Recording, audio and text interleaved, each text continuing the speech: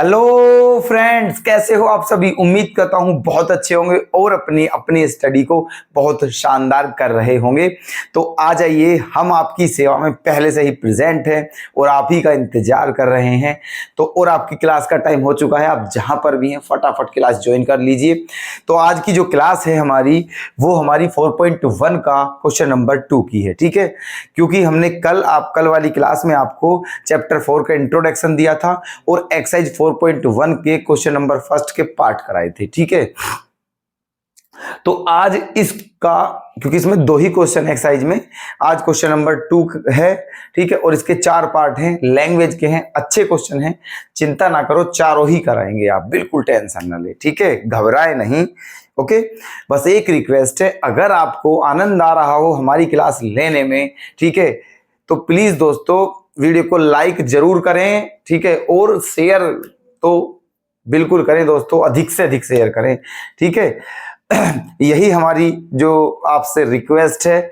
ठीक है, और प्यारा सा कमेंट करते रहें ताकि हम मोटिवेट होते रहें, क्योंकि आपके जो कमेंट होते हैं बहुत अच्छे अच्छे कमेंट, कुछ लोग हैं, कुछ स्टूडेंट बहुत गजब कमेंट कर देते हैं। उनके कमेंट को पढ़ करके दिल गार्डन हो जाता है और मन और ज्यादा मेहनत करने के लिए प्रेरित होता है। तो बस आप इतना ही करते रहिएगा, आपके कमेंट हमारे लिए बहुत मायने रखते हैं। ठीक है, प्यारा सा बेहतरीन सा कमेंट जो हमें मोटिवेट कर दे। ठीक है, चलिए तो आज की क्लास सामने है आपके, क्वेश्चन शुरुआत कर देते हैं। क्वेश्चन नंबर 2 का फर्स्ट पार्ट क्या है, देखिएगा क्या कहा है। Represent the following situations in the form of quadratic equation. ठीक है, क्या कहा है क्वेश्चन नंबर 2 में। 4 पार्ट है इसके, फर्स्ट पार्ट सभी के लिए है, ये जो है इंस्ट्रक्शन इस सभी के लिए, चारों पार्ट के लिए। ये कहा है कि ये जो क्वेश्चन दिए हुए हैं इनमें जो ये सिचुएशन है, इसको आपको क्वाड्रेटिक इक्वेशन की फॉर्म में कन्वर्ट करके लिखना है। समझ गए? ठीक है, जैसे ये लैंग्वेज का क्वेश्चन है, आपको इस क्वेश्चन को क्वाड्रेटिक इक्वेशन की फॉर्म में लिखना है। ठीक है, चलिए देखो क्या है। सॉल्यूशन, क्वेश्चन पढ़ते हैं। The area of rectangular plot is 528 metre square, है ना। चलिए, एक रेक्टेंगुलर प्लॉट है, मान लीजिए ये रहा रेक्टेंगुलर प्लॉट। ठीक है, ये इसकी लेंथ है और ये इसकी ब्रेथ है। ठीक है जी, इसका एरिया जो दिया हुआ है, इसका एरिया वो कितना दिया हुआ है, 528 मीटर स्क्वायर। ठीक, और क्या दिया हुआ है, the length of the plot. ठीक है, the length of the plot in metre, समझ लेना, जो प्लॉट की लेंथ है वो मीटर में है। Is 1 more than twice its breath, मतलब ये कहा है इस प्लॉट की जो लेंथ है वो इसकी जो ब्रेथ है उसके 2 गुने से भी कितनी ज्यादा है, 1 ज्यादा है। ठीक है, इस प्लॉट की जो लेंथ है वो इसकी ब्रेथ के 2 गुने से भी 1 ज्यादा है ना। अगर मैं मान लूं कि इसकी ब्रेथ कितनी है, x, तो इसकी लेंथ क्या हो जाएगी, इस x के 2 गुने से भी 1 अधिक, ये हो जाएगी। ठीक है जी, तो ये आपका रेक्टेंगुलर प्लॉट है, ये इसका एरिया है, ये इसकी लेंथ है और ये इसकी ब्रेथ है ना। चलिए जी, अब भाई साहब हमें बता दीजिए, है ना, एरिया जो होता है वो क्या होता है, area of plot. Area of plot क्या दिया हुआ है, 528 मीटर स्क्वायर। और वैसे इस प्लॉट का एरिया जो होगा वो क्या होगा, L into B equals to 528।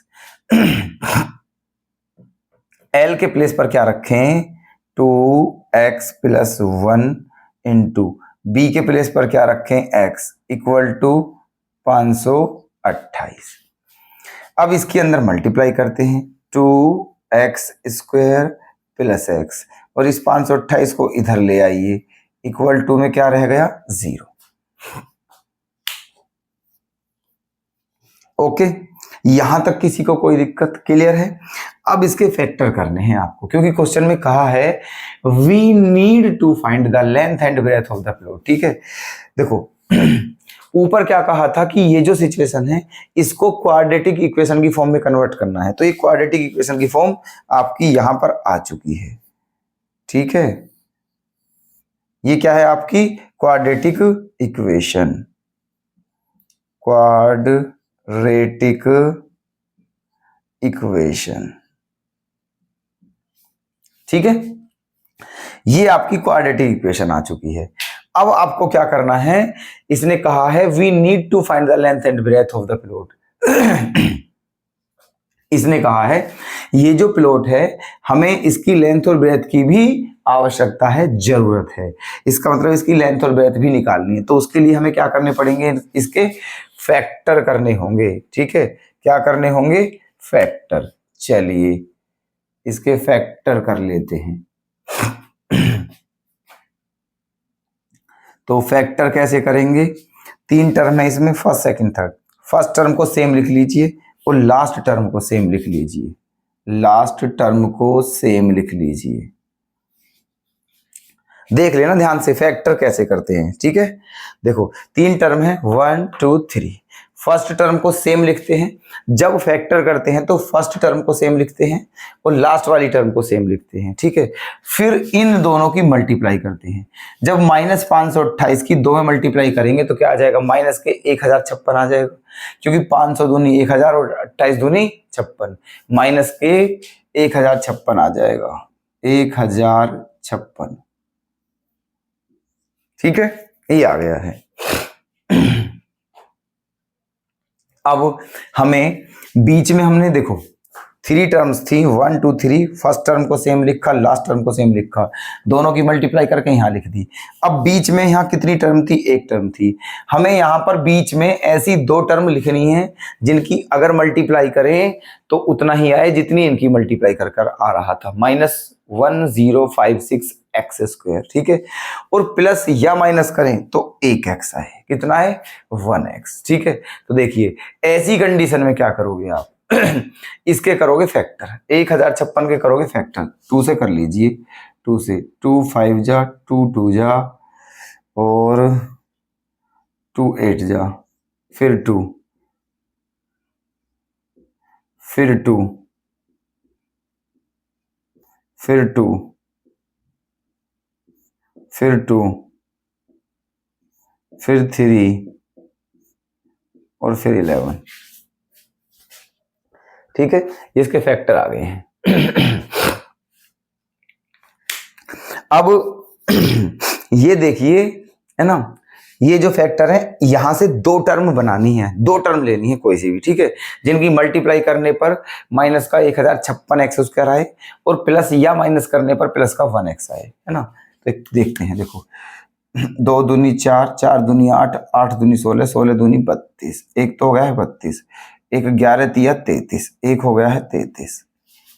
ठीक है, अगर इनकी मल्टीप्लाई करते हैं तो माइनस का 1056 एक्स स्क्वायर ही आएगा, और 33x में से 32x गया तो क्या बचेगा, 1x बचेगा। क्या बचेगा, 1x, है ना। तो क्या लिखते हैं यहां पर, -32x प्लस 33x। ठीक है, क्या लिख दिया है, -32x और प्लस का 33x, क्योंकि 33 में से 32 गया तो क्या बचेगा, 1x, और दोनों की मल्टीप्लाई करके वही आएगा, माइनस का 156 एक्स स्क्वायर। ठीक, अब क्या करना है, अब तो बस आपको कॉमन लेना है। क्या लेना है, कॉमन। इन दोनों में से क्या कॉमन आ जाएगा, 2x, है ना। तो क्या बचा, x - 16।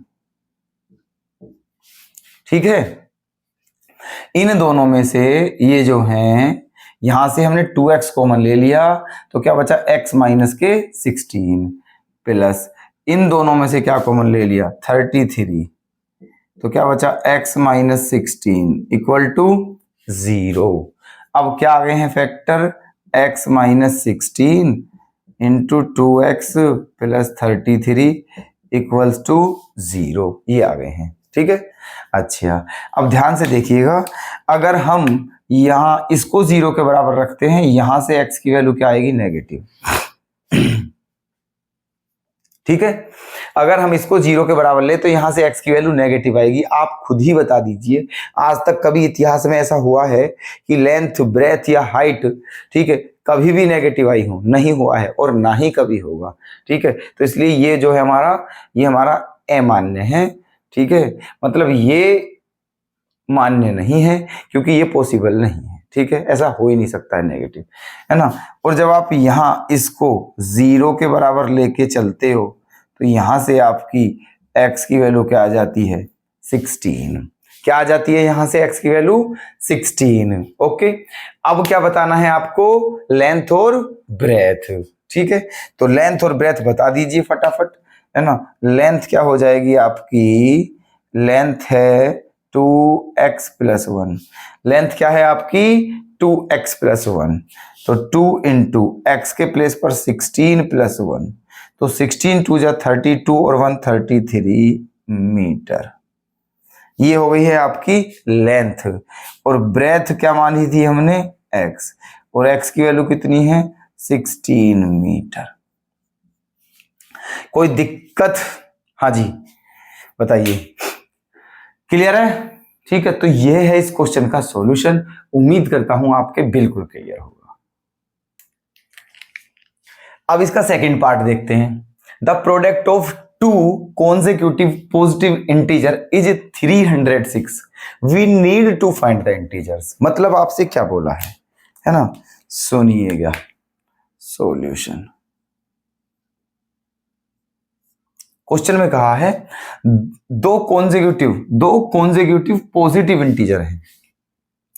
दो कॉन्जिक्यूटिव पॉजिटिव इंटीजर है, मतलब इंटीजर भी हैं, कॉन्जिक्यूटिव होते हैं। कॉन्जिक्यूटिव माने होता है लगातार, जैसे एक के बाद दो, दो के बाद तीन, ऐसे लगातार। ठीक है, तो दो लगातार, है ना, या कॉन्जिक्यूटिव पॉजिटिव भी है और इंटीजर भी है, तो उन दोनों का जो प्रोडक्ट है वो 306 है। तो आपको बताना है वो दोनों इंटीजर कौन कौन से हैं। ठीक है, अच्छा, तो हम आपको बता दे रहे हैं हमेशा हमेशा के लिए, जब कभी भी दो पॉजिटिव मतलब दो कॉन्जिक्यूटिव इंटीजर मानने हो आपको तो यही मानेंगे हमेशा। लेट फर्स्ट इंटीजर क्या मान लिया? x। ठीक है, एंड सेकंड इंटीजर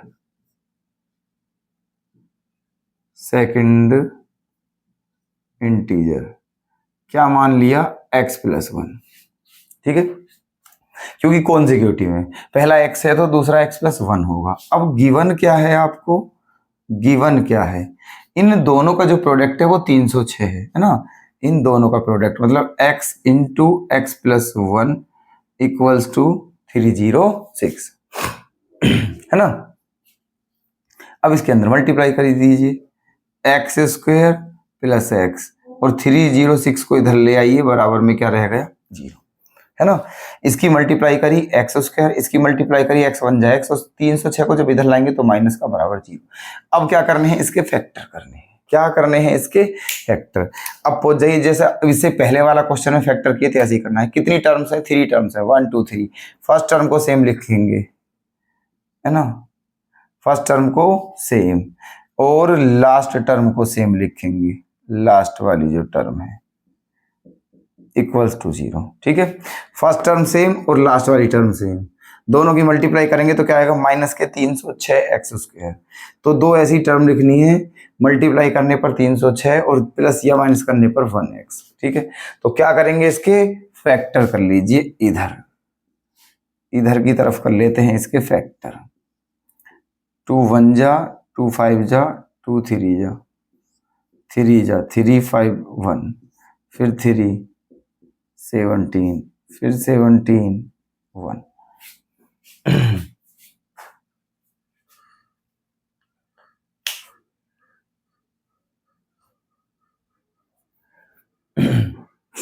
ठीक है, ये आ गए हैं इसके फैक्टर 306 के। ओके, अच्छा, अब हमें दो फैक्टर ऐसे लेने हैं जिनकी मल्टीप्लाई करने पर माइनस का 306 एक्स स्क्वायर और प्लस या माइनस करने पर 1x। तो क्या लें उन्हें, है ना। 2 तिया 6, 6 तिया 18, हाँ यही आ जाएगा, है ना। 2 तिया 6 और 6 तिया 18, और ये आपका 17। 18 और 17, 18 और 17, तो क्या प्लस का 18x माइनस 17x, ठीक है। 18 17 में मल्टीप्लाई करोगे तो माइनस का 306x स्क्वायर होगा, और 18x में से 17x जाएंगे तो प्लस का 1x बचेगा।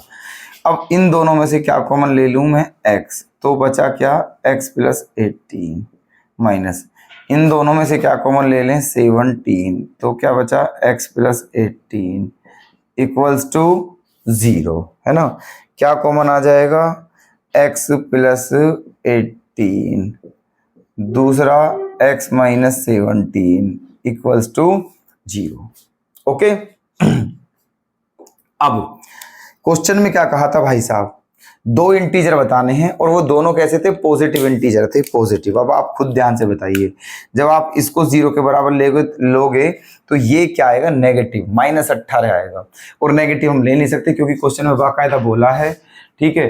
पॉजिटिव देखो ये रहा, है ना, ये रहा पॉजिटिव इंटीजर है, ठीक है। तो पॉजिटिव ही ले सकते हो, इसका मतलब इसको 0 के बराबर लेओगे आप, x माइनस 17 इक्वल्स टू 0, तो x इक्वल टू 17, ठीक है। ये आ गई है x की value.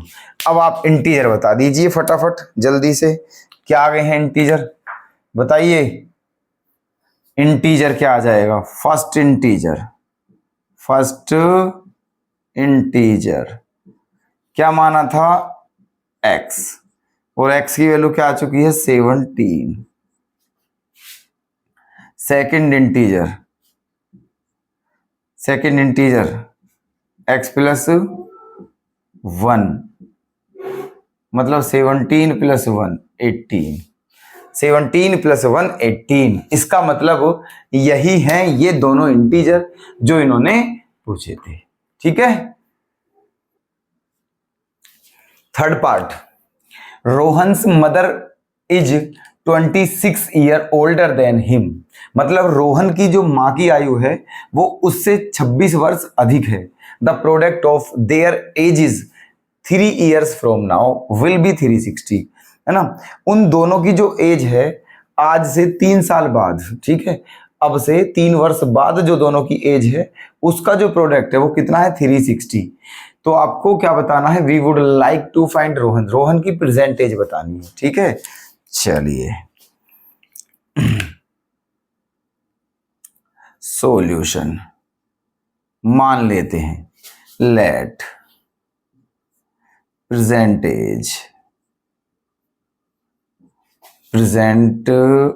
As of Rohan x, ठीक है। मान लिया रोहन की प्रेजेंटेज कितनी है, x ईयर, ठीक है। रोहन की प्रेजेंटेज कितनी है, x ईयर, तो मदर की कितनी होगी, प्रेजेंट एज ऑफ मदर, ठीक है। रोहन की जो एज है ना, उससे 26 साल ज्यादा किसकी एज है, मदर की, मतलब x प्लस 26 ईयर्स, ठीक है। अगर रोहन x वर्ष का है तो मदर x प्लस 26 ईयर की है, ठीक है। अब क्या कहा है, 3 साल बाद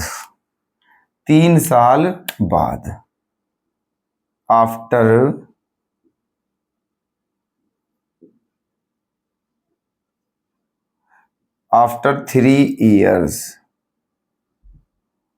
ठीक है, after 3 year, after 3 year Rohan कितने का हो जाएगा, x प्लस 3, है ना, और मदर कितने का होगा, x प्लस 29, ओके ना भाई। रोहन आज इतने का है तो 3 वर्ष बाद x प्लस 3 का होगा, मदर आज इतने के 3 साल बाद, 3 और जोड़ेंगे तो 26, और में जब 26 में 3 और प्लस करोगे तो 29 आ जाएगा, मतलब 3 वर्ष बाद, ठीक है। रोहन की आयु ये है और मदर की आयु ये है, और इन दोनों का जो प्रोडक्ट है वो कितना है, 360 गिवन, है ना। इन दोनों का प्रोडक्ट क्या दिया हुआ है, x+3 into x+29 equals to 360। ठीक है, ये दिया हुआ है 3 साल बाद। मल्टीप्लाई करते हैं तो x² + 29x + 3x + 29 3 जा 87 इक्वल्स टू 360, है ना। अब देखो क्या हो गया है, x², 29x और 3x कितना हो गया है, 32x, और ये इधर आके क्या हो जाएगा, माइनस का, +87 - 360 इक्वल्स टू 0। तो क्या आ गया है, x² + 32x माइनस इसमें से इसे माइनस कर दीजिए। ठीक है, जब 10 में से 7 जाएगा तो क्या बचेगा, 3। 10 में से 7 गया 3, यहाँ क्या बचा 5, 15 में से 8 गया 7, है ना, और यहाँ क्या बचा 2, 273 इक्वल्स टू 0। यहाँ तक कोई दिक्कत, क्लियर है। ठीक है, ये इक्वेशन बन चुकी है क्वाड्रेटिक इक्वेशन। अब इसके क्या करने हैं, फैक्टर। फैक्टर कैसे करते हैं कई बार बता चुके हैं। ठीक है, फैक्टर कैसे करते हैं भाई साहब, फैक्टर कैसे करते हैं। ठीक है, देखिए 3 टर्म्स हैं, 1 2 3, फर्स्ट टर्म सेम और लास्ट टर्म सेम, है ना। x² - 273 equals to 0। ठीक है, x² - 273 इक्वल्स टू 0। ठीक है, दोनों की क्या करेंगे, मल्टीप्लाई। क्या आएगा दोनों की मल्टीप्लाई करने पर, माइनस के 273x² और बीच में क्या है 32x। ठीक है, तो ऐसे 2 फैक्टर लिखने हैं जिनकी मल्टीप्लाई करने पर ये आए और प्लस या माइनस करने पर 32 आए, है ना। तो अब भाई 273 के करते हैं फैक्टर, 273 के यहीं कर लेते हैं फैक्टर कोपचे में। देखिएगा 273, 2 से तो ये जाएगा नहीं, 2 से तो जाएगा नहीं, किससे, 3 से जाएगा, 3 से, तो 3 से दीजिए, 3 9 जा 3 1 जा। ठीक है, और उसके बाद किससे कटेगा ये, 17 से, 13, फिर 13 से 1। ठीक है, ये इसके क्या आ गए हैं, फैक्टर। अब ये 2 फैक्टर बनाने हैं, क्या बनाने हैं, 2 फैक्टर। एक काम करते हैं, देखो 3 में 13 की मल्टीप्लाई करेंगे तो क्या आएगा 39, और ये क्या है 7। ठीक है, 39 7 जा कितने होंगे, 273, और 39 में से जब 7 माइनस करोगे तो क्या आएगा 32 आएगा। इसका मतलब इसमें क्या ले सकते हैं हम, है ना, +39x - 7x। ठीक है, ये इसके फैक्टर हो गए 39 सत्ते। ठीक है, तो 39 सत्ते उतना ही होता है, और 39 में से 7 जब माइनस करोगे तो क्या बचेगा, 32 बचेगा। अब क्या करना है आपको, अब बस इसमें कॉमन लेके और क्वेश्चन खत्म हो जाएगा।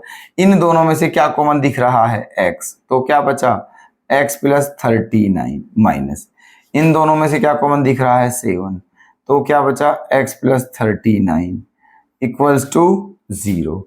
अब क्या कॉमन आ जाएगा, x + 39 और x - 7 equals to 0।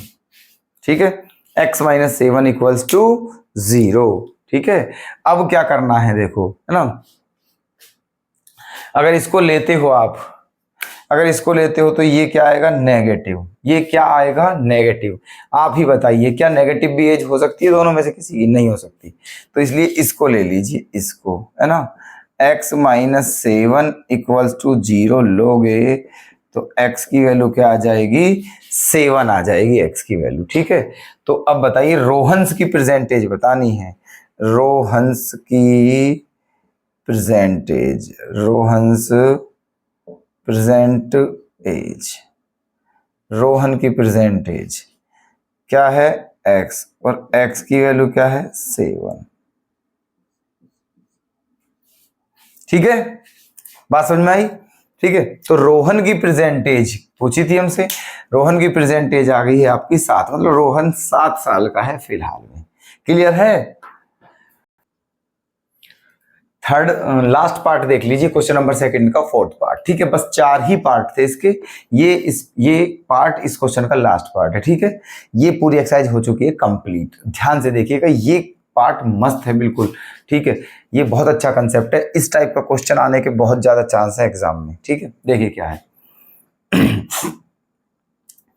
A train travels a distance of 400 kilometre at a uniform speed। ठीक है, मतलब ये कहा है एक ट्रेन है वो यूनिफॉर्म स्पीड से, यूनिफॉर्म स्पीड का मतलब है सेम चाल से। ठीक है ना, सेम स्पीड से, ना ही घट रही है ना ही बढ़ रही है, सेम स्पीड से जा रही है। और कितनी डिस्टेंस कवर करती है? 480 किलोमीटर। फिर कहा है if the speed had been 8 kilometre per hour less. ठीक है, अगर उसकी स्पीड को 8 किलोमीटर पर आवर कम कर दिया जाए, लेस कर दिया जाए, then it would have taken 3 hours more to cover the same distance. तो उसे उसी डिस्टेंस को कवर करने में 3 घंटे ज्यादा लगते हैं अगर उसकी स्पीड को 8 कम कर दें। तो बताइए उसकी स्पीड क्या है? समझे आप? ठीक है, चलिए ध्यान रखें। ठीक है, हर क्वेश्चन को सबसे पहले किस में कन्वर्ट करना है? क्वाड्रेटिक इक्वेशन में। ठीक है, ये जो सेकंड क्वेश्चन के जो चारों पार्ट हैं, इसमें हर एक पार्ट को जो है सबसे पहले क्वाड्रेटिक इक्वेशन में कन्वर्ट करना है और फिर उसके बाद उसके आंसर करने हैं फैक्टर करके। ठीक है, तो सबसे पहले इसे किस में बनना है? क्वाड्रेटिक इक्वेशन की फॉर्म में। तो देखिए क्या करना चाहिए। अब एक काम करते हैं। ठीक है, देखिएगा सॉल्यूशन मान लेते हैं, लेट यूनिफॉर्म स्पीड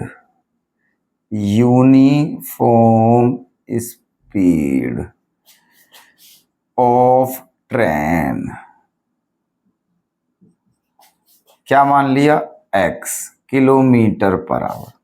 कोई दिक्कत है ना? ट्रेन की यूनिफॉर्म स्पीड को क्या मान लिया है? x kilometre per our. ठीक है, अच्छा, और गिवन दिया क्या है? डिस्टेंस, है ना? डिस्टेंस कितनी दी हुई है? 480 किलोमीटर। ओके, हमने स्पीड ये मान ली है और डिस्टेंस इतनी दी है। तो भाई टाइम, ठीक है, टाइम क्या होगा?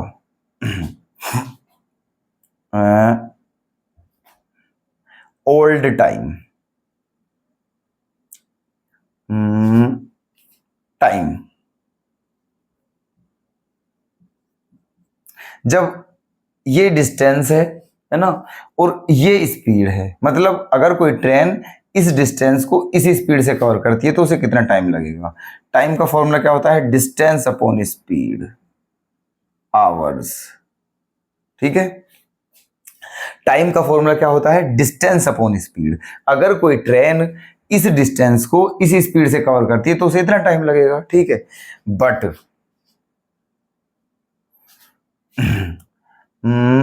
New time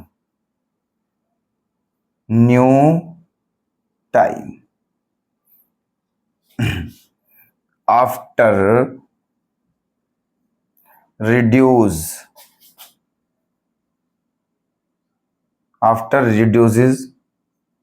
the speed. ठीक है, जब उसकी स्पीड को रिड्यूस कर दिया गया है, कम कर दिया गया है, तो उसका जो नया टाइम है वो क्या होगा? है ना, डिस्टेंस सेम है, स्पीड क्या कर दी है? x-3 hours. ठीक है, x-3 नहीं, x-8। क्लियर है ना? क्या है देखो, जब ये डिस्टेंस थी इस स्पीड से तो ये घंटे लग रहे थे। ठीक है, अब जब उसकी जो स्पीड है वो रिड्यूस कर दी गई है, कितनी? 8 किलोमीटर पर आवर। ठीक है, तो अब कितना टाइम लगेगा? डिस्टेंस सेम है, डिस्टेंस अपॉन स्पीड, इतना टाइम लगेगा। और क्वेश्चन में कहा है, ठीक है, ये जो टाइम है इससे कितना ज्यादा है? 3 घंटे ज्यादा है। ठीक है, ये वाला टाइम इस वाले टाइम से 3 घंटे ज्यादा है। कहने का मतलब इन दोनों का डिफरेंस 3 घंटे है। इन दोनों का डिफरेंस कितना है? 3 घंटे। Given 480 upon x-8 minus 480 upon x equal to 3। Clear? ठीक है, भी आ गया है। क्वाड्रेटिक इक्वेशन में कन्वर्ट करना है, ध्यान रखनी है बात। 480 ऊपर से क्या ले लें हम, कॉमन, तो क्या बचा 1/x-8 minus 1/x equal to 3। कोई दिक्कत? यहां तक क्लियर सबके? ठीक है। अब ये कहां जाएगा, यहां बटे में पहुंचा दिए इसे यहां ले जाइए आप, तो ये हो जाएगा आपका 1/x-8 minus 1/x equal to 3/480। क्या यहां तक साफ दिख रहा है? ठीक है, क्लियर है यहां तक? ठीक है।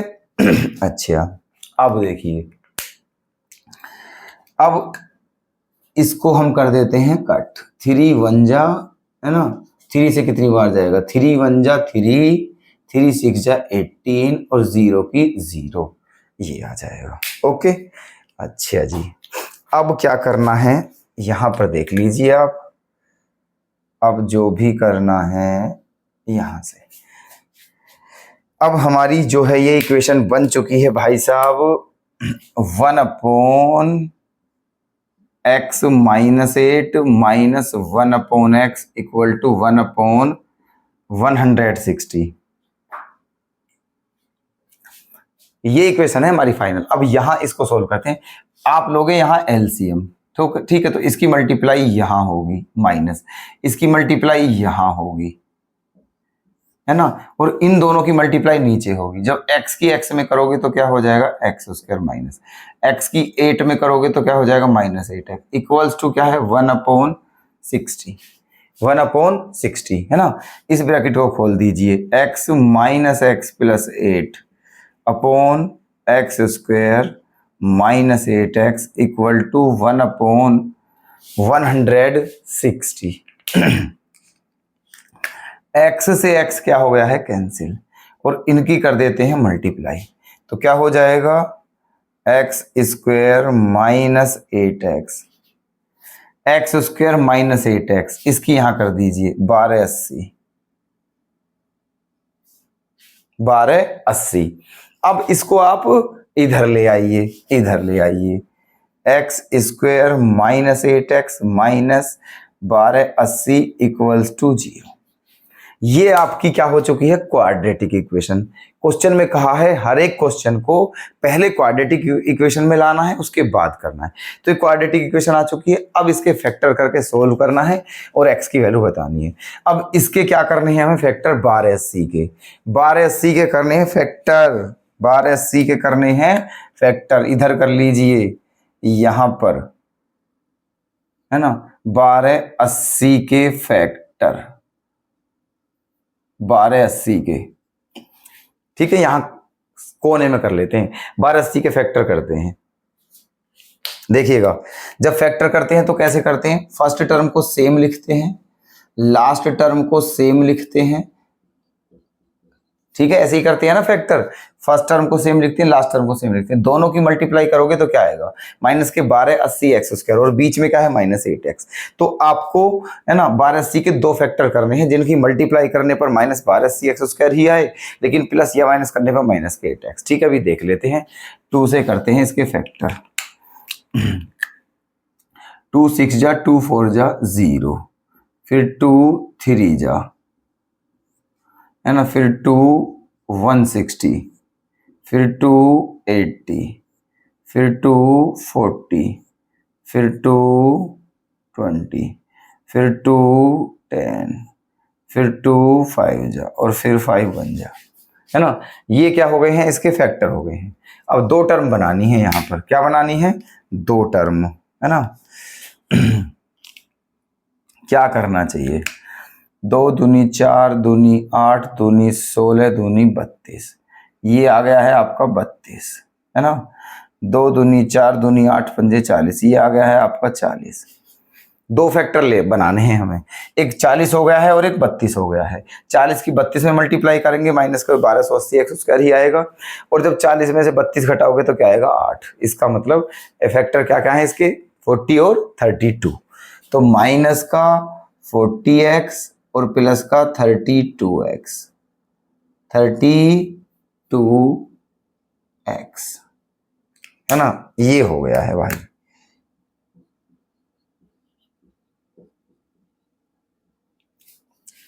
ओके, ये हो गया है 40 और 32। अब कॉमन ले लीजिए बस आप, यहां से क्या कॉमन आ रहा है x, तो क्या बचा x माइनस 40 प्लस यहां से कॉमन क्या आ रहा है 32, क्या बचा x minus 40 equals to 0, equals to 0।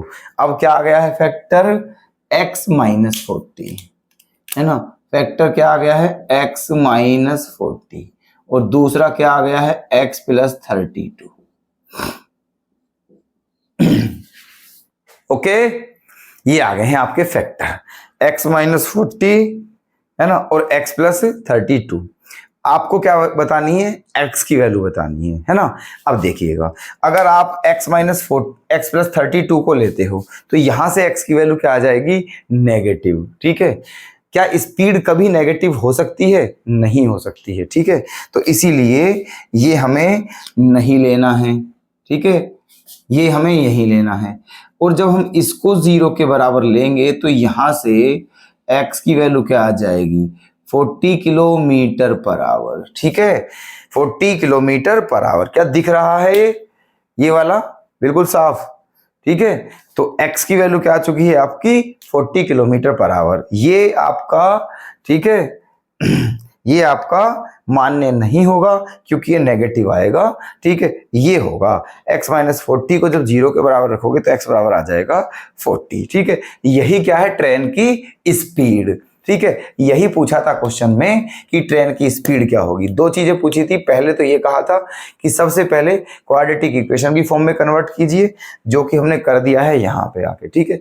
फिर कहा था कि ट्रेन की स्पीड बताइए, तो ट्रेन की स्पीड क्या है 40 किलोमीटर पर आवर। तो क्लियर है आप सभी के, ठीक है ना। उम्मीद करता हूं कि सारे क्वेश्चन आपने बहुत ध्यान से समझे होंगे और समझ आए भी होंगे और नोट भी कर लिए होंगे, ठीक है। नोट जरूर करते चलें, ये हमारी आपसे रिक्वेस्ट है, ठीक है। तो दोस्तों, अगर आपको ये वीडियो बहुत अच्छी लगी हो तो प्लीज प्यारा सा कमेंट करें, हमें मोटिवेट करें कमेंट करके, वीडियो को ज्यादा से ज्यादा शेयर करें और लाइक कर दीजिए। बस इतना सा काम करना है और कुछ नहीं करना है, ठीक है। तो चलिए हमें विदा दीजिए, कल फिर मिलते हैं आपसे ऐसे ही। धन्यवाद।